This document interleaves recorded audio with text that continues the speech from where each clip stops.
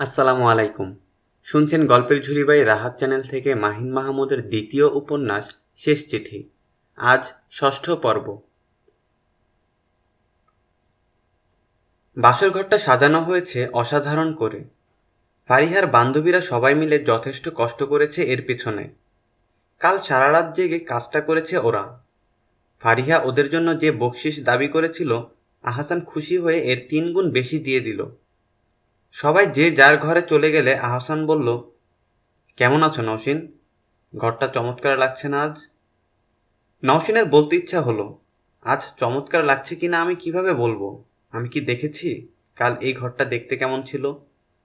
নওশিন ক্লান্ত গলায় বলল, আপনার সঙ্গে আমার কিছু কথা আছে, কথাগুলো এখনই বলতে চাই। আহসান স্ত্রীর পাশে বসে বলল, একটা কেন, তোমার 1000টা কথা শুনবো আজ। তার আগে বলো, তুমি রাতে কি খেতে চাও? বাদাম খাবে? খোসাওয়ালা বাদাম? সারা রাত কথা চললো বাদামের খোসা ছাড়াতে ছাড়াতে। কি বলো, আইডিয়াটা চমৎকার না? নওশিন বলল, কিচ্ছু খেতে হবে না, আপনি আমার কথাগুলো শুনুন। দাঁড়াও, আগে জানালাটা খুলে দিয়ে আসি, বাইরে মনে হয় বৃষ্টি হচ্ছে। বৃষ্টির রিমঝিম শব্দ শুনতে শুনতে জমিয়ে কথা বলা যাবে। আহসান জানালা খুলে দিয়ে জানালার সামনে দাঁড়িয়ে বলল, নওশিন, দেখো কি অদ্ভুত বিষয়। তোমাকে প্রথম এই জানালা দিয়েই দেখেছিলাম, দাঁড়িয়ে দাঁড়িয়ে বৃষ্টিতে ভিজছিলে, ডাকতে সাহস পাইনি। আর আজ এই জানালা থেকে দ্বিতীয়বারের মতো তোমাকে দেখছি। আজ আর সাহসের প্রয়োজন নেই। দারুণ না? নওশিন কিছু বলল না, বা এই কথার কোনো রকম প্রতিক্রিয়াও প্রকাশ করল না। আহসান বলল, নেমে এসো না নওশিন, দুজন মিলে হাত ধরাধরি করে বৃষ্টি দেখি। নওশিন খাট থেকে নামল না, বসে রইল। আহসান নওশিনের পাশে বসে হাত ধরে বলল, তোমার কি শরীর খারাপ লাগছে? মাথা টিপে দিব? তুমি শোও, আমি মাথা টিপে দিচ্ছি।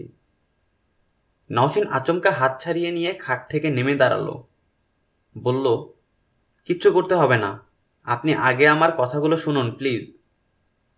হাত ছাড়িয়ে নেয় আহসান মোটেও অবাক হলো না, যেন সে জানতো এমন কিছু ঘটবে। বলল, হ্যাঁ, তোমার কথাগুলো শোনা উচিত, তুমি বলো, আমি শুনছি। নওশিন নিজেকে কিছুটা গুছিয়ে নিয়ে বলা শুরু করলো। আহসান বলল, দাঁড়িয়ে থাকার দরকার নেই, এখানে বসেই বলো, ভয় নেই।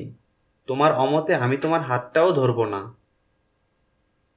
আপনি তো আমার ডায়েরি পড়ে জেনেছেন আমি একজনকে পছন্দ করতাম। আমি তাকে ভুলেই গিয়েছিলাম একরকম। হঠাৎ সে আবার আমার জীবনে এসে ভুল ভাঙিয়েছে। সে অপেক্ষা করেছে আমার জন্য।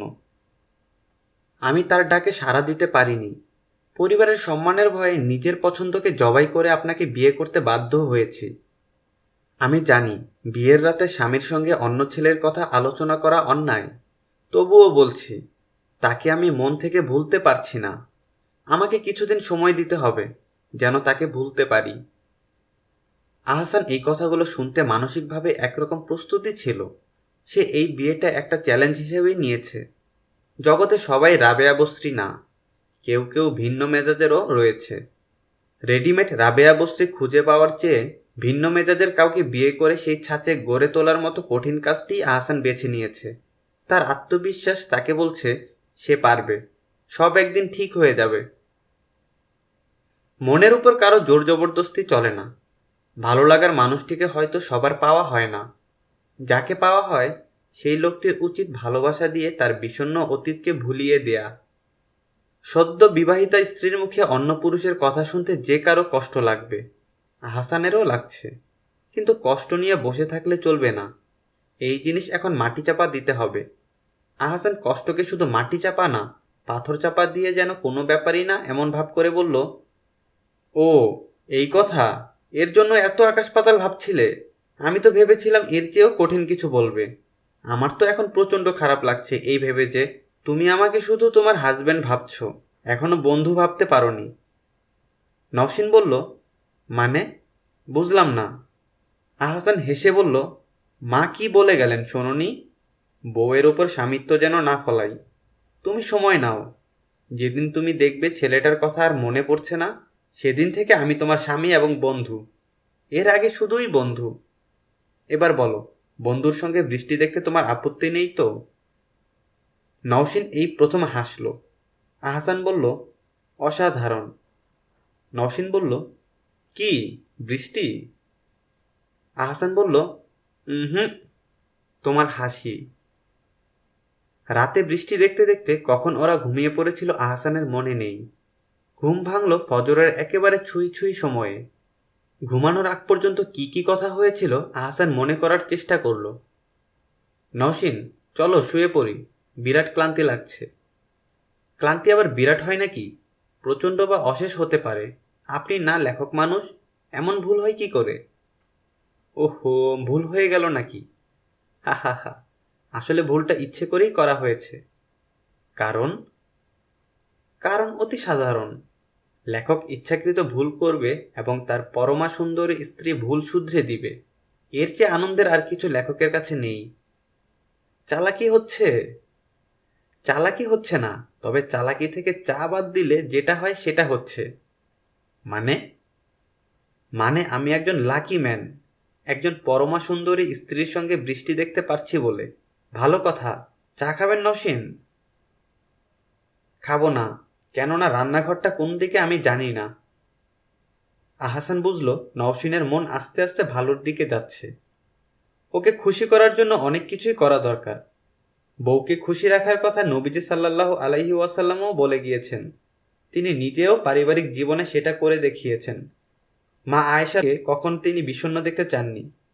আহসান হেসে বলল, তোমাকে এখন রান্নাঘরে ঢুকতে দিব? আমার কি মাথা খারাপ? চা আমিই বানিয়ে আনছি। আপনি চা বানাতে পারেন? না পারলেও আমাকে চেষ্টা করতে হবে, কারণ আমি একজনকে তার পুরনো স্মৃতি ভুলিয়ে দেওয়ার চেষ্টায় মাঠে নেমেছি। চা খাইয়ে দেখি এই লাইনে কিছু একটা সুবিধা করতে পারি কিনা। হা হা হা। চা বানানো যায়নি। হাসান রান্নাঘরে গিয়ে গ্যাসের চুলা জ্বালানোর জন্য ম্যাচ খুঁজে পেল না। ফারিহা ওর বান্ধবীদের সঙ্গে ফুটুর ফুটুর করে গল্প করছে। ওকে গিয়ে জিজ্ঞেস করাও সম্ভব না যে ম্যাচ কোথায় রেখেছিস। বিষয়টা লজ্জাজনক হবে। দুষ্টটা বান্ধবীদের সামনে ইজ্জতের 12টা বাজিয়ে ছাড়বে। আহসান চা ছাড়া খালি হাতে ফিরে এলো। নওশীন ভালো কিংবা মন্দ কিছু বলল না। এক নজর আহসানের দিকে তাকিয়ে বৃষ্টি দেখায় মনোযোগ দিল। আহসান দুঃখিত গলায় বলল, সরি, ম্যাচ খুঁজে পেলাম না। বউয়ের মন জোগানোর প্রথম চেষ্টায় আমি হারু পার্টি হয়ে গেলাম। নওশীন বলল, প্রবলেম নেই, চা খেতেই হবে এমন কোনো কথা নেই। আহসান হতাশ কণ্ঠে বলল, এখন কি করা যায় বলো তো? ঘুমিয়ে পড়বে নাকি জোকস শুনবে? না, জোকস না, একটা ধাঁধা মনে পড়েছে। বলি, ধরো হঠাৎ বিদ্যুৎ চলে গেল। তোমার হাতের কাছে আছে মোমবাতি, হারিকেন এবং গ্যাসের চুলা। তুমি কোনটা আগে জ্বালাবে? নওশীন কোনো কিছুতে আনন্দ পাচ্ছিল না, বারবার উদাস হয়ে পড়ছিল। উদাস হয়ে সোহেলের কথা ভাবছিল। ও নিরুৎসাহিত গলায় বলল, তিনটার কোনোটাই আগে জ্বালানো যাবে না, আগে ম্যাচ জ্বালাতে হবে। আহসান বলল, আরে বাবা, এত জটিল ধাঁধার উত্তর এত সহজে দিয়ে দিলে। তাসনিয়া ঠিকই বলেছিল, তুমি হচ্ছ গিয়ে দুর্দান্ত বুদ্ধিমতী। বোঝা গেল, আমার বধূটি শুধু সুন্দরীই না, বুদ্ধিমতীও বটে। যে কেউ প্রশংসা শুনে আনন্দিত হয়। নওশীন হলো না। শত প্রশংসায়ও ওর মন ভালো করা গেল না। যেমন বিষণ্ণ ছিল তেমনই রইল। আহসানের কিছুটা মন খারাপ হয়ে গেল। ও ভেবেছিল সকাল হওয়ার আগেই নওশীনের মন ভালো করতে পারবে।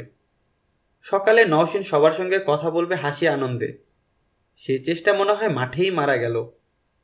নওশীন বিষণ্ণ গলায় বলল, আপনি শুয়ে পড়ুন, আমি এখন ঘুমাবো না, আরও কিছুক্ষণ বৃষ্টি দেখব। আহসান এরপর ঘুমিয়ে গেল।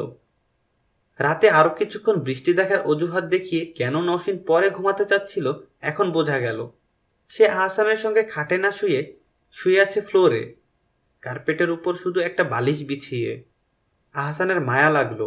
অসম্ভব রূপবতী মেয়েটি বাচ্চাদের মতো জবুথবু হয়ে ঘুমিয়ে আছে। চুলগুলো আলুথালু, ঘুমে নিমগ্ন মায়াবী চোখ দুটি কি সুন্দরী না দেখাচ্ছে। সারা রাত বৃষ্টি ছিল, শেষ রাতটা তাই শীত শীত লাগছে। আহসান উঠে গিয়ে একটা চাদর নওশীনের গায়ে জড়িয়ে দিয়ে বলল, নওশীন, উঠো, ভোর হয়ে গেছে, উঠে ফজরের নামাজটা পড়ে নাও। নওশীন চোখ মেলে উঠে বসল। আহসান হাসি মুখে বলল, শুভ সকাল, কেমন আছো? নওশিন আলুথালু চুলে ঘুম ঘুম চোখে একদিকে মাথা নেড়ে জানালো সে ভালো আছে। আহসান বলল, ঘুম মনে হয় ভালো হয়নি। অসুবিধা নেই, নামাজ পড়ে আবার ঘুমিয়ে পড়ো। আর তুমি এখানে ঘুমিয়েছ কেন? খাটেই তো ঘুমাতে পারতে, আমি না হয় নিচে ঘুমাতাম। দ্বিতীয় রাতে আহসান নওশিনকে খাটে শোবার সুযোগ করে দিয়ে নিজে গিয়ে ঘুমালো সোফার উপরে। নওশিন বলল, সে কি, আপনি সোফায় গেলেন কেন? আহসান বলল, আমি আমার উপর তোমার বিশ্বাসটা নষ্ট করতে চাই না। আমি আমাকে তোমার শুধু বন্ধু থেকে স্বামী এবং বন্ধু বানাতে চাই। সেটা যাতে দ্রুত হয় সেই জন্যই এই ব্যবস্থা। নিজেকে বঞ্চিত করে করে এভাবে আহসান নওশিনকে খুশি রাখতে চেষ্টা করে যাচ্ছিল, ভোলাতে চাচ্ছিল সোহেল নামক দুঃস্বপ্নের স্মৃতি। আহসানের ইচ্ছা ছিল বিয়ের পর ফ্যামিলি সমেত রাঙামাটি ঘুরতে যাবে। বোট ভাড়া করে কাপ্তাই লেক ঘুরে বেড়াবে। রাতে হোটেলের বারান্দায় চাঁদের আলোয় বসে সবাই মিলে গল্প করতে করতে চাঁদের জোছনা গায়ে মাখবে। আহসানের বইয়ের অনেক পাঠকই তাকে রাঙামাটিতে যেতে দাওয়াত দিয়েছিল। আহসান যায়নি। দিনটি তুলে রেখেছিল বিয়ের পরে যাবে এই ইচ্ছায়। ইচ্ছেটা পূরণের জন্য বিয়ের তৃতীয় দিন আহসান তার সব ব্যস্ততা থেকে ছুটি নিল। জাহানারা বললেন, রাঙামাটি তোরাই যা, আমিও চলে গেলে ঘর দেখবে কে? সম্ভব হলে ফারিয়াকে নিয়ে যা, অনেকদিন ধরে ওর কোথাও যাওয়া হয় না। ফারিয়া তো শুনেই আনন্দে লাফাতে লাগলো। গোছগাছু করে ফেললো সবকিছু। বান্ধবীদের ফোনে জানালো, জানিস ভাই ভাবির সঙ্গে রাঙামাটি যাচ্ছি, অনেক মজা করব। ফারিহার আনন্দ দেখে আহসানেরও আনন্দ হলো। ওর মনে হলো পুরো পৃথিবীতে ওর চেয়ে সুখী আর কেউ নেই। কিন্তু এই আনন্দ বেশিক্ষণ স্থায়ী হলো না। যাকে কেন্দ্র করে এত আয়োজন সেই নওশিনী বেঁকে বসল, বলল, আমার ভালো লাগছে না, আমি যাব না। আহসান আহত গলায় বলল, কি বলছো, যাবে না? আমার কতদিনের স্বপ্ন, বউকে নিয়ে সমগ্র বাংলাদেশ ঘুরে বেড়াবো, আর তুমি বলছো যাবে না? আমার ভালো না লাগলে তো কিছু করার নেই, তাই না? যেতে চাচ্ছেন আপনারা যান, আমাকে কেন টানছেন? এমনভাবে কথা বলছো যেন তুমি এই বাড়ির কেউ না, মেহমান বা অন্য বাড়ির প্রতিবেশী। আজকের ট্যুরই তো তোমার সম্মানার্থে, তুমি না গেলে কিভাবে হবে বলো? বললাম তো ভালো লাগছে না, কেন বিরক্ত করছেন? আহসান বলল, শোনো নওশিন, রাঙামাটি খুবই চমৎকার জায়গা। কাপ্তাই হ্রদ আর পাহাড় দেখলে তোমার মন ভালো হয়ে যাবে। চলো প্লিজ। শত চেষ্টায়ও নওশিনকে রাজি করানো গেল না। ওর জন্য শেষ পর্যন্ত যাওয়া হলো না কারোরই। সবচেয়ে বেশি মন খারাপ হলো ফারিহার। সে কাঁদো কাঁদো মুখে ড্রেস চেঞ্জ করতে ওর ঘরে চলে গেল। নিজের জন্য যতটুকু ফারিহার জন্য এর চেয়ে অনেকগুণ বেশি খারাপ লাগলো আহসানের। ওর ইচ্ছে করছিল বলতে, নওশিন তুমি আমাকে কষ্ট দিচ্ছ দাও, কিন্তু ফারিহাকে কোনো রকম কষ্ট দিও না। ওই তোমাকে সবচেয়ে বেশি পছন্দ করেছিল। ভাবি হিসেবে পাওয়ার জন্য তোমাকে নিয়েও ও রীতিমতো স্বপ্ন দেখত, ওর স্বপ্নগুলোর অমর্যাদা তুমি করো না। আহসান মুখ ফুটে কিছু বলল না, মনের কষ্ট মনেই চেপে রাখলো, পাছে না আবার নওশিনের বিরক্তির কারণ হতে হয়। এত কিছুর পরও নওশিনকে আটকানো গেল না। নওশিন আহসানের জীবনে ছিল 21 দিন। বিয়ের 21 দিন পরের কথা। আহসান ওর ট্রাভেল এজেন্সি থেকে দুপুরের খাবার খেতে মাত্র বাসায় ফিরেছে। বাসায় ঢুকেই দেখে নওশিন জাহানারা বেগমকে কঠিন গলায় বলছে, দেখুন, আপনি বয়সে আমার বড়, তাই কিছু বললাম না। আমার স্বাধীনতায় আপনি কখনোই নাক গলাবেন না, বলে দিলাম। জাহানারা লজ্জিত ভঙ্গিতে মাটির দিকে তাকিয়ে আছেন। তিনি বুঝতে পারেননি বিষয়টা নওশিন এভাবে নিবে। তিনি তাকে রক্ষণশীল পরিবারের মেয়ে ভেবেই কথাটা বলেছিলেন। এখন দেখা যাচ্ছে মেয়েটা পরিবারের আদলে বেড়ে ওঠেনি। নওশিনের কথা বলার যুদ্ধংদেহী ভঙ্গি দেখে ফারিহাও বিস্মিত হয়ে দাঁড়িয়ে আছে। ভাবতেই পারছে না ওর প্রিয় মানুষটি শাশুড়ির সঙ্গে এইরকম আচরণ করবে। আহসান অবাক গলায় বলল, ছি নওশিন, তুমি এভাবে আমাকে বলছো? নওশিন একই রকম কঠিন গলায় বলল, কিভাবে বলবো? আমি আমাদের বাসায় যেতে চাচ্ছি, উনি বললেন একা যেও না, আহসান এলে আহসানকে নিয়ে যাও। কেন, আমার বাসায় একা যাওয়ার অধিকার কি আমার নেই?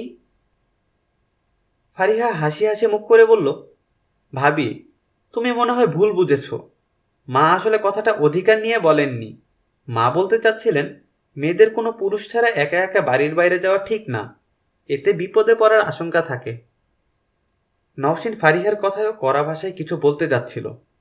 আহসান রাগ সংবরণ করতে না পেরে নওশীনের উপর ক্ষেপে গিয়ে কঠিন গলায় বলল, তোমার এই আচরণের জন্য আমার ইচ্ছে করছে এক চড় দিয়ে তোমার দাঁতগুলো সব ফেলে দিই, ফাজিল কোথাকার। তোমার সাহস অতিরিক্ত বেড়ে গেছে। আমি বলেছিলাম তোমার উপর কর্তৃত্ব ফলাবো না, এর সুযোগ নিয়ে তুমি মার সঙ্গে এইরকম ব্যবহার করছো। এই ফারিহা মেয়েটা তোমাকে ভাবি করে পেতে কোন পাগলামিটা না করেছে, তুমি তাকেও ছেড়ে কথা বলছো না? চর মারার কথা শুনে নওশীন স্তব্ধ হয়ে গেল। আহসান তাকে এইভাবে ধমক দিয়ে কথা বলবে সে ধারণা করতে পারেনি। সে কিছুক্ষণ মাথা নিচু করে দাঁড়িয়ে থেকে ঘরে চলে গেল। জাহানারা আহসানকে থমথমে গলায় বললেন, চটটা তোকে দেয়া দরকার, মেয়েটাকে এভাবে ধমক দিয়ে কথা বললি কেন? আহসান আহত গলায় বলল, কি করব মা, তোমাকে এরকম কঠিন কথা সে বলবে কেন? বেচারি নতুন মানুষ, এখনো বুঝে উঠতে পারিনি কার সঙ্গে কিভাবে কথা বলবে, তাই বলে তুই রাগারাগি করবি? এটা মোটেও ঠিক করিসনি। যা, ঘরে গিয়ে মেয়েটাকে সান্ত্বনা দে, সরি বল। আহসান জাহানারার কথা মতো নওশীনকে বোঝাতে ওর ঘরে গেল। নওশীন কাঁদছে। আহসান পাশে বসে ওর হাত ধরে শান্ত গলায় বলল, নওশীন, উনি আমার মা, তোমারও গুরুজন। ফারিহা তোমার বোনেরই মতো। কেউ যদি তোমার মা আর বোনের সঙ্গে এইরকম করে কথা বলে তোমার কি ভালো লাগবে বলো? নওশীন কোনো কথা বলল না, ঘাড় ঘুরিয়ে শীতল চোখে দেয়ালের দিকে তাকিয়ে রইল। জাহানারাও অনেকক্ষণ ধরে বোঝালেন, কোনো কাজ হলো না। নওশীন বলল, আমি বাসায় চলে যাব। জাহানারা আহসানকে উদ্দেশ্য করে বললেন, যা, মেয়েটাকে বাসায় রেখে আয়, কদিন ওখানে থাকলে মনটা ভালো হবে। ওর যখন ইচ্ছা হবে নিয়ে আসবি, কোনো চাপাচাপি করবি না। সাবধান, ওর সঙ্গে কখনোই ধমক দিয়ে কথা বলবি না। মেয়ে মানুষ, এমনিতেই নরম মনের, ধমক দিয়ে কথা বলার কি দরকার? নওশীন বলল, আমার সঙ্গে কাউকে যেতে হবে না, আমি একাই যেতে পারবো। আহসান হেসে বলল, রাগ কমেনি এখনো? ঠিক আছে, সঙ্গে যাব না, দূরে দূরে দিয়ে যাব। তাও যেতে হবে না, আমি কি আমার বাসা চিনি না নাকি? চিনো তো, তবুও। আমি না হয় বাইকে করে বাসা পর্যন্ত নামিয়ে দিয়ে আসব। নওশীন স্পষ্ট না করে দিয়ে গটগট করে নিচে নেমে গেল। মাহারাম পুরুষ ছাড়া মেয়েদের একা একা বের হওয়া ঠিক কাজ না। নওশীন না বুঝলেও আহসান মাওলানা মানুষ, ও তো বোঝে। নওশীনকে সিএনজিতে উঠিয়ে দিলেও মোটর সাইকেলে আহসান পেছনে পেছনে যেতে লাগলো। কিছু দূর যাওয়ার পর পেছনে তাকিয়ে আহসানের মোটর সাইকেল দেখে নওশীন সিএনজি থামালো। আহসানের মুখোমুখি দাঁড়িয়ে বলল, আপনাকে না বলেছি আমার পিছু নেবেন না? আহসান নরম গলায় বলল, বলেছ তো, কিন্তু তোমাকে একা একা ছেড়ে দিতে কেন যেন আমার মন চাইছিল না। মনে হচ্ছিল কোনো ঝামেলায় পড়ে যেতে পারো, তাই পিছনে পিছনে চলে এসেছি। আমি কোনো ঝামেলায় পড়ব না, পড়লেও আপনার তাতে কিছু আসে যায় না, আপনি এখন যান। সামান্য একটা ঘটনা এভাবে রিয়েক্ট করো না প্লিজ। বিয়ের আগে ভাবতাম বিয়ের পর বউকে বাইকের পিছনে বসিয়ে মহা আনন্দে শ্বশুরবাড়ি যাব, সেটা যখন হচ্ছেই না, অন্তত বাসা পর্যন্ত এগিয়ে দিয়ে আসি। এরপর তুমি যদি চাও তো বাসায় ডেকে নিয়ে জামাই আদর দিবে, না হয় তাড়িয়ে দিও দূর দূর করে। আহসানের এত মিনতির পরও নওশীনের মন গলল না। সে আহসানের চোখের উপর আঙ্গুল তুলে চেঁচিয়ে বলল, আমাকে কোনো রকম সিন ক্রিয়েট করতে বাধ্য করবেন না। এই জন্যে হুজুর ছেলে আমি পছন্দ করতাম না। এরা বাড়ির বউকেও কোনো রকম স্বাধীনতা দিতে পছন্দ করে না। নওশীনের কথা শুনে আশেপাশে লোকজন জড়ো হয়ে গেল। সিএনজিওয়ালাও অবাক হয়ে তাকিয়ে রইল। রাস্তার পাশে রিক্সাওয়ালা রিক্সায় হাওয়া দেয়া বন্ধ করে কি ঘটেছে বোঝার চেষ্টা করল। ঝালমুড়িওয়ালার মুড়ি বানানোও থেমে গেল ঘটনা দেখে। একজন পথচারী আহসানকে বললেন, আপনার বউ নাকি ভাই? আহসান বলল, জি আমার বউ। তো এইভাবে কথা বলছে কেন? 82 সিক্কার একটা চর বসিয়ে দিন না, তাহলেই দেখবেন সোজা হয়ে গেছে, জীবনেও আঙ্গুল তুলে কথা বলার সাহস পাবে না। আহসান বলল, ভাই কেন ফালতু কথা বলছেন? আমার বউয়ের ব্যাপারে আপনি কেন নাক গলাচ্ছেন? যান না নিজের কাজে। ভদ্রলোককে ফালতু বলে সরিয়ে দিলেও নওশীনের কথায় অসম্ভব কষ্ট লাগলো আহসানের। অপমানে ওর ফর্সা চেহারা লাল হয়ে গেল। ও কি সত্যিই নওশীনকে পরাধীন করে রেখেছে? বাসর রাতে বৈধ স্ত্রীর শরীরে স্পর্শটি পর্যন্ত না করার নামও কি স্বাধীনতা নয়? শুধু স্ত্রীকে একা একা বাইরে বের হতে দেওয়ার নামই কি স্বাধীনতা? আহসান চোখের পানি আটকে রাখতে পারছিল না, বুকটা ফেটে যাচ্ছিল। এরকম অপমান ওর ২৬ বছরের জীবনে কারো কাছ থেকে পায়নি। নওশিনের কথার উচিত জবাব ওর কাছে রেডিই ছিল, মুখেও এসে গিয়েছিল। বলল না নিজের স্ট্যাটাসের কথা ভেবে। রাস্তাঘাটে এসব কথা বলার ইচ্ছে তার নেই। আহসান নওশিনের মুখের দিকে শান্ত চোখে তাকিয়ে শুধু বলল, যাও, স্বাধীনতা নাও এবং ভালো থেকো। নওশিন যাওয়ার ১ ঘন্টার মাথায় আহসানের মোবাইলে একটা মেসেজ এলো। আহসান তখন বাসায়ই ছিল। নওশিনকে বিদায় জানিয়ে এসে বিষণ্ণ মনে ছাদে হাঁটাহাঁটি করছিল। ভাবছিল নওশিনদের বাসায় ফোন করে খোঁজ নিবে ও পৌঁছল কিনা। এরই মধ্যে মেসেজটা এলো। আহসান ভেবেছিল সিম কোম্পানির কোনো মেসেজ। এরা প্রতিদিন অসংখ্য মেসেজ পাঠায়, অধিকাংশই বিভিন্ন সুযোগ সুবিধা সম্বলিত অফার। অমুক সার্ভিস চালু করতে এত ডায়াল করুন, তমুকের সঙ্গে আড্ডা দিতে কন্টেস্টে অংশ নিন। কোনো এক পাড়াপড়শির মেসেজই আসে বেশি। পাড়াপড়শির গান শুনতে চাইলে এত লিখুন, ইত্যাদি। আর ব্যালেন্স ফুরিয়ে গেলে তো কথাই নেই, মেসেজের ডালি খুলে বসবে ওরা। একদম মাই ডিয়ার মনোভাবে হয়ে যাবে তখন। বড় যতন করে প্রতি মিনিটেই মেসেজ পাঠাবে, ডিয়ার কাস্টমার, আপনার ব্যালেন্স এখন। আহসান বিরক্ত হয়ে মেসেজটা ডিলিট করে দিতে ফোন হাতে নিয়েই চোখ কুঁচকে তাকালো। সিম কোম্পানির মেসেজ না, মেসেজটা এসেছে নওশিনের নাম্বার থেকে। প্রথমবার ঠিক মতোই পড়তে পারল আহসান, ছোট্ট একটা মেসেজ। দ্বিতীয়বার ভালো করে পড়তে গিয়ে ওর চোখ ঝাপসা হয়ে এলো। নওশিন কি লিখেছে এসব? আহসান ঠিক দেখছে তো? নওশিন লিখেছে, আমি মন থেকে কোনো কিছুই মুছতে পারিনি, এত সহজে মোছা যায়ও না, তাই সোহেলের কাছে চলে গেলাম, পারলে ক্ষমা করবেন আমায়। নওশিন। মেসেজ পড়ে আহসানের বিশ্বাসই হলো না এই মেসেজ নওশিন লিখেছে। সঙ্গে সঙ্গেই নওশিনকে ফোন দিল। নওশিনের ফোন বন্ধ। মেসেজ পাঠিয়েই ফোন বন্ধ করে ফেলেছে। ওর হাসি পেল। নিশ্চয়ই নওশিন ওর উপর এখনো রেগে আছে, এই জন্য এসব আবল তাবল লিখেছে। রাগ করে আর যাই হোক, এসব কথা কেউ লিখে? নওশিনের চলে যাওয়ার ব্যাপারটা কনফার্ম হওয়া গেল রাবেয়া বেগমের ফোন পেয়ে। রাবেয়া বললেন, আহসান তুমি কোথায়? আহসান বলল, মা আমি এখনই আপনাকে ফোন দিতাম, নওশিনের ফোন বন্ধ পাচ্ছি, ও কোথায়? ওকে একটু দিন। রাবেয়া অবাক হলেন, বললেন, একই প্রশ্ন তো আমারও। নওশিন কোথায় বাবা? ও আমাকে কিছুক্ষণ আগে মেসেজ দিয়ে কী সব হাবিজাবি বলল, ও নাকি কোথায় চলে গিয়েছে। কি হয়েছে বলো তো? আহসান রাবেয়াকে পুরো ঘটনা খুলে বলল। সব শুনে রাবেয়া বিস্মিত গলায় বললেন, সামান্য একটু চরের কথা বলে এই কাণ্ডটা নওশিন করতে পারলো? আহসান বসে আছে নওশিনদের ড্রয়িং রুমে। তাকে নাস্তা দেওয়া হয়েছে আরও আগেই। নাস্তা শেষ ছুঁয়েও দেখছে না। তাসনিয়া একটু পরপর আহসানের সামনে এসে ঘুরে যাচ্ছে, কিছু বলছে না। এক পলক আহসানের দিকে তাকিয়েই চোখ নামিয়ে নিচ্ছে। তার আগের সেই চঞ্চলতাও এখন নেই।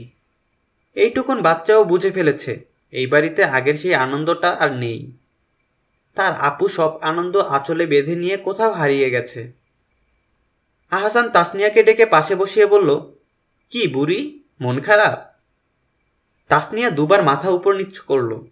আহসান বলল, মন খারাপ করার কিছু নেই, আপু একদিন ঠিকই ফিরে আসবে। এই যে আকাশটা দেখছো, তোমার আপু এবং আমরা সবাই এই একই আকাশের নিচে বসবাস করছি, হারিয়ে সে যাবে কোথায়? আহসানের এই কথায় তাসনিয়া কোনো সান্ত্বনা পেল বলে মনে হলো না। নওশিন নেই আজ ১৫ দিন। এই ১৫ দিনে একবারও কারো সঙ্গে যোগাযোগ করেনি, না ফোন না মেসেজ।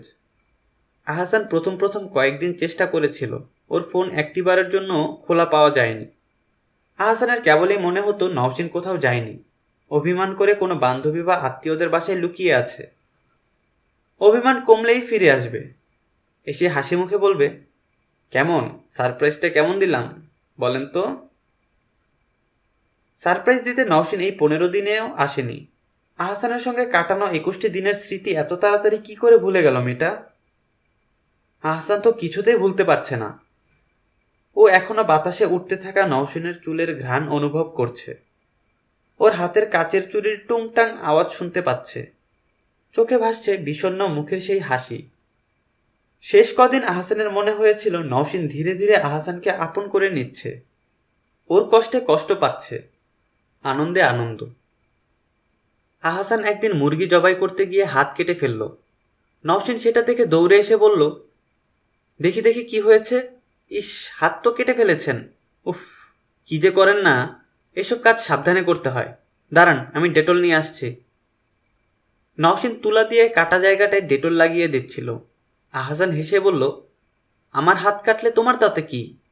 আমার কিছু না? কি, সেটাই তো জানতে চাচ্ছি। আমার সামনে একটা মানুষ রক্তারক্তি হবে, আমার কষ্ট লাগবে না? শুধুই কি মানুষ, আর কিছু না? নওশীন মুচকি হেসে বলল, কথা বলবেন না তো, এখনো রক্ত ঝরছে, রক্ত বন্ধ করা দরকার।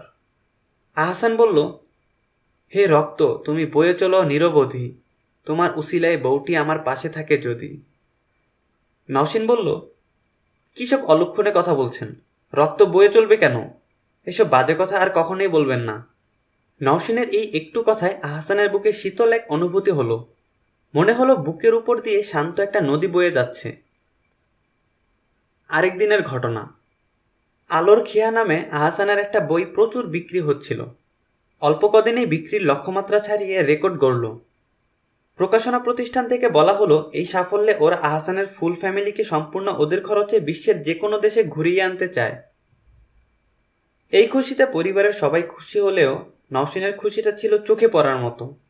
সে সবার সামনে কিছু বলল না, খুশি প্রকাশ করল সম্পূর্ণ ব্যতিক্রমভাবে। আহসানকে ইশারায় রুমে ডেকে নিয়ে ওর কপালে বাচ্চাদের মতো করে কাজলের ফোঁটা এঁকে দিল। আহসান বলল, এ কি, আমার কপালে কাজলের ফোঁটা এঁকে দিচ্ছ কেন? আমি কি বাচ্চা নাকি? বাচ্চা না, আমার দাদিকে দেখতাম ছোটবেলায় আমাদের গোসল করানোর পর কপালে কাজলের ফোঁটা দিতেন, দিয়ে বলতেন, আমার সোনামানিকের কপালে দিলাম কাজলের ফোঁটা, বদনজর তুই দে এবার বাইরে হাঁটা। তাই আমিও দিলাম। তো আমি কি তোমার সোনামানিক নাকি? সোনামানিক না, তবে আপনি আমার হাজবেন্ড। আপনার আজকের এই জনপ্রিয়তায় কারো যেন নজর না লাগে, সেজন্যই এই ব্যবস্থা। আহসানের চোখে পানি এসে গেল। ও জানে এর সবই এক ধরনের কুসংস্কার। কাজলের ফোঁটায় কখনোই বদনজর কাটবে না। কিন্তু নওশীনের এই সরল ভালোবাসায় আহসানের এত আনন্দ লাগলো যে খুশিতে দীর্ঘক্ষণ কোনো কথা বলতে পারল না। এই সরল মেয়েটা এইভাবে আহসানের জীবন থেকে হারিয়ে যেতে পারে ওর বিশ্বাস হচ্ছে না। আহসান পকেট থেকে রুমাল বের করে চোখ মুছল। রাবেয়া বললেন, কি বাবা, কাঁদছ নাকি? আহসান ভেজা গলায় বলল, না মা, কাঁদছি না। কাঁদবো কেন? যে চলে গেছে তার জন্য শুধু শুধু ভেবে কি আর হবে? এই দেখো, আমরা বুকে পাষাণ বেঁধেছি না। ওর বাবাও সব সুখ ভুলে গেছেন, ভুলে গিয়ে কাজ কারবারে মন দিয়েছেন। বেআইন সাহেবের কাছ থেকে শুনলাম তুমি সারাদিন মন খারাপ করে থাকো, কোথাও বের হও না। এটা তো ঠিক না বাবা, এমন করলে তো তোমার শরীর খারাপ করবে, তোমার কেরিয়ারের ক্ষতি হবে। আহসান দুঃখিত গলায় বলল, আমি কি করব মা, কোনো কাজেই মন বসাতে পারছি না। নিজেকে কেন যেন অপরাধী মনে হচ্ছে। ও মা, তুমি কেন নিজেকে অপরাধী ভাবছ? কলঙ্কিনীটা নিজের পায়ে নিজেই কুড়াল মেরে বদমাইশটার সঙ্গে পালিয়ে গেছে, এতে তোমার তো কোনো দোষ নেই। মা, আমি আপনাকে কথা দিয়েছিলাম নওশীনের জীবনে পরিবর্তন এনে দিব। আমি ব্যর্থ। আরও কিছুটা চেষ্টা করলে হয়তো আমি সেটা করতে পারতাম। রাবেয়া শাসনের সুরে বললেন, সেসব কথা একদম মন থেকে ভুলে যাও। তুমি যতটা করেছো এই অনেক। তোমাকে যে জন্য ডেকেছি সেটা এখন মন দিয়ে শোনো। তোমার মা সাইমা নামে এক মেয়ের কথা বলছিলেন, খুব ভালো মেয়ে। তুমি নাকি বিয়েটা করতে রাজি হচ্ছ না। আহসান বলল, মা তো বলেছিলেন, কিন্তু আমি চাচ্ছিলাম আরও কিছুদিন অপেক্ষা করে দেখতে, যদি ও ফিরে আসে। আসবে না। ঘর ছেড়ে যাওয়া মেয়ে ফিরে এলেও আমরা তাকে বুকে টেনে নিব কেন? তোমার শ্বশুরও মন থেকে সব মুছে ফেলেছেন। সে যদি কোথাও হারিয়ে যেত, আমরা তাকে খুঁজে বের করার চেষ্টা করতাম। সে গিয়েছে নিজের ইচ্ছায়, গিয়েছে ভালো হয়েছে। আমাদের সন্তান আগেও 3টা ছিল, এখনও 3টা, হামিম, তাসনিয়া, আর তৃতীয়টা হচ্ছ তুমি। ওই মেয়ে আমাদের কেউ না। আমরা ওর ব্যাপারে হাত ধুয়ে ফেলেছি, ও এখন আমাদের কাছে মৃত। রাবেয়া আকুল কণ্ঠে বললেন, বাবা, আমি তোমার একজন মা হিসেবে অনুরোধ করছি, আমি চাই না তুমি ওর কথা ভেবে ভেবে কষ্ট পাও। তুমি পুরুষ মানুষ, বিয়ে না করে কয়দিন থাকবে? তুমি সাইমা মেয়েটাকে বিয়ে করো। আমি আর বিয়ান সাহেবা মেয়েটাকে দেখে এসেছি, খুব মিষ্টি মেয়ে। যতটুকু বুঝলাম সে তোমাকে খুব পছন্দ করে, তোমার লেখালেখির ভীষণ ভক্ত। তুমি আর না করো না। সাইমার কথা উঠতেই আহসানের মনে পড়ল অনেকদিন হলো ওদের খোঁজ নেওয়া হচ্ছে না। শামীম বাসায়ই ছিল, মাদ্রাসায় পরীক্ষার বন্ধ চলছে। পড়াশোনায় শামীম অন্যদের তুলনায় অনেকটা এগিয়েছে। দীর্ঘদিন পড়াশোনা বন্ধ থাকার ক্ষতিটা পুষিয়ে নেওয়ার আপ্রাণ চেষ্টা করে যাচ্ছে। ছুটিতে বাসায় এলেও সারাক্ষণ কিতাবে মুখ গুজে বসে থাকে। সাইমা আহসানকে উদ্দেশ্য করে বলল, আপনার ছাত্র তো এখন কিতাব ছাড়া কিছু বোঝে না। শিক্ষক সাহেবের শ্রম মনে হয় সার্থক হচ্ছে। আহসান বলল, ওর পিছনে আমি শুধু একা না, সব শিক্ষকরাই যথেষ্ট শ্রম দিয়ে যাচ্ছেন। ধন্যবাদ শামীমকেও, ও এই শ্রমের মর্যাদা রেখেছে। আচ্ছা, তোমার আব্বা কোথায় শামীম? ওনাকে দেখছি না যে। সাইমা বলল, আমার এক ফুফু অনেকদিন পর আমাদের দেখতে এসেছিলেন। আব্বাকে উনি কয়েকদিনের জন্য ওনার বাসায় নিয়ে গেছেন। আহসান বলল, ও আচ্ছা। মেহমানের সামনে দেওয়ার মতো বাসায় তেমন কিছু ছিল না। সাইমা শামীমকে ভেতরের ঘরে ডেকে নিয়ে টাকা দিয়ে দোকানে পাঠালো। সাইমার হাতে এখন সবসময় কিছু না কিছু টাকা পয়সা থাকে। বাসায় বসে টুকটাক টিউশনি করে আগে সংসার চালাতো, এখন উপার্জন আরও বেড়েছে। আহসানের পরামর্শে ফ্যাশন ডিজাইনিংয়ের উপর একটা কোর্স করছে সে। কোর্স চলাকালীনই এটা সেটা বানিয়ে আয় করতে শুরু করেছে। ডিজাইনিংয়ের কাজের মূলধন হচ্ছে সৃজনশীলতা। সৃজনশীল মনোভাব না থাকলে এই লাইনে সফল হওয়া কঠিন। সাইমার মধ্যে এই গুণটা আছে। এরই মধ্যে নামি দামি ফ্যাশন হাউসগুলো ওর পাঠানো স্যাম্পল পছন্দ করেছে। ওদের কাছ থেকে কিছু কাজের অর্ডারও পেয়ে গেছে ইতিমধ্যে। আহসান সাইমার উদ্দেশ্যে বলল, আপনি কেমন আছেন সাইমা? সাইমা দরজার আড়াল থেকে ছোট্ট শব্দে জবাব দিল, ভালো। বিয়েতে যাননি কেন আপনারা? যাওয়ার ইচ্ছা ছিল, বিয়ের দিন হঠাৎ বাবার অসুস্থতা বেড়ে গেল, আর যাওয়া হলো না। আমি আসলে দুঃখিত, এই কদিন আপনাদের কোনো খোঁজ নিতে পারিনি। মানসিকভাবে ততটা ভালো ছিলাম না, তাই। আহসানের কথা শেষ হবার আগেই সাইমা মৃদু গলায় বলল, জানি, আন্টি আমাকে সবই বলেছেন। মা আর কি বলেছে আপনাকে? বলেছেন তো অনেক কিছুই। আপনি এখনও সারাক্ষণ বিমর্ষ হয়ে থাকেন এইসব। আপনার ফ্যাশন ডিজাইনিং কোর্স কেমন চলছে? এই তো ভালো। কতদূর এগিয়েছেন? অনেকটাই। আপনার আব্বা ফুফুর বাসা থেকে কবে আসবেন? জানি না। ওনার শরীর এখন কেমন যাচ্ছে? ভালো।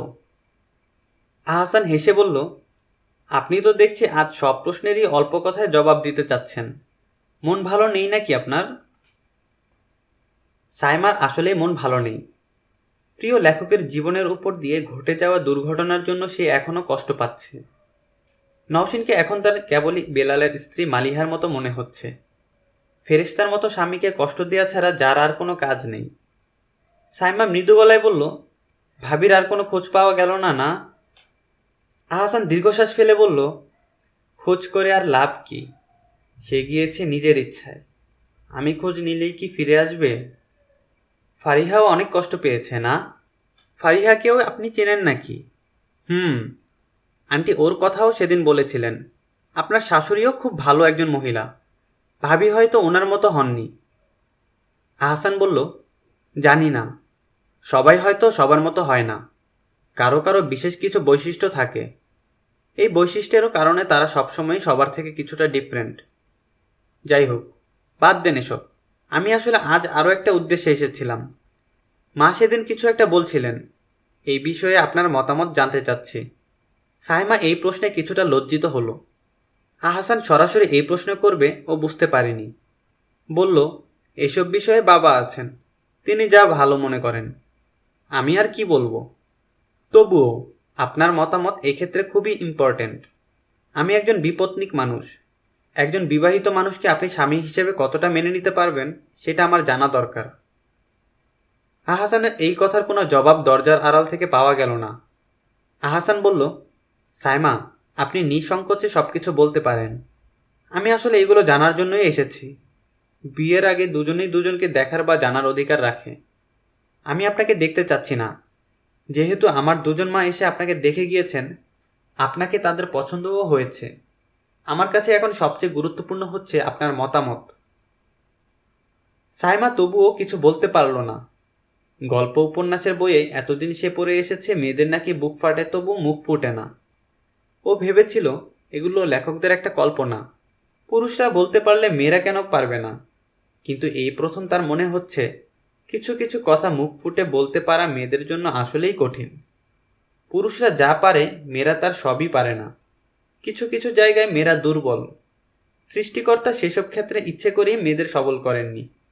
যদি করতেন তাহলে মেয়েদের বৈশিষ্ট্য আলাদা করা যেত না, পুরুষরাও এতটা আকৃষ্ট হতো না মেয়েদের প্রতি। এই পার্থক্য আছে বলেই জগৎটা এত সুন্দর। আহসান বলল, আপনি কিন্তু কিছু বলছেন না। কিছু না বললে বুঝবো আমাকে আপনার পছন্দ না। অপছন্দের কথাটা তাই সরাসরি বলতে পারছেন না। সাইমা আঁতকে উঠল। ও একজন অতি সাধারণ মেয়ে। আহসানের মতো অসাধারণ মানুষটিকে ভালো না লাগার কোনো কারণ ওর কাছে নেই। এরকম মানুষকে একান্ত আপন করে পাওয়া এ তো ওর কাছে এক স্বপ্নের মতো। কিন্তু সমস্যা একটাই, এই কথাগুলো সাইমা কিভাবে বলবে বুঝতে পারছে না। বুকের ভেতরে কথাগুলো ছটফট করছে বলার জন্য, অথচ কি অদ্ভুত ব্যাপার, বলতে পারছে না। সাইমা সম্পূর্ণ অপ্রাসঙ্গিকভাবে বলল, আপনার জন্য আমি একটা পাঞ্জাবি বানিয়েছিলাম। এটা আমার করা প্রথম ডিজাইনিং। ইচ্ছে ছিল যার উৎসাহে এতদূর পৌঁছেছি তার বিয়েতে আমার প্রথম করা জিনিসটা উপহার দিব। আর তো যাওয়াই হলো না। আহসান বলল, আমি কি সেটা শুনতে চাচ্ছি সাইমা? ঠিক আছে, আমি না হয় চলেই যাচ্ছি। মাকে গিয়ে বলবো এই বিয়েতে আপনার মত নেই। সাইমা লজ্জিত গলায় বলল, ও মা, এই জন্য রাগ করে চলে যেতে হয় নাকি? বসুন না প্লিজ। শামীমকে দোকানে পাঠিয়েছি, ও এখনই এসে যাবে।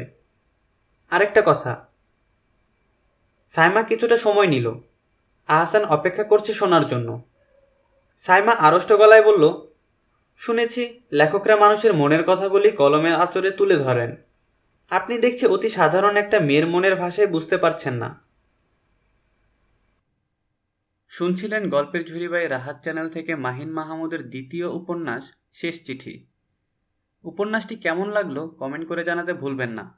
পরবর্তী পর্ব নিয়ে আসছে আগামীকাল ইনশাআল্লাহ। সেই পর্যন্ত ভালো থাকুন, সুস্থ থাকুন। আসসালামু আলাইকুম।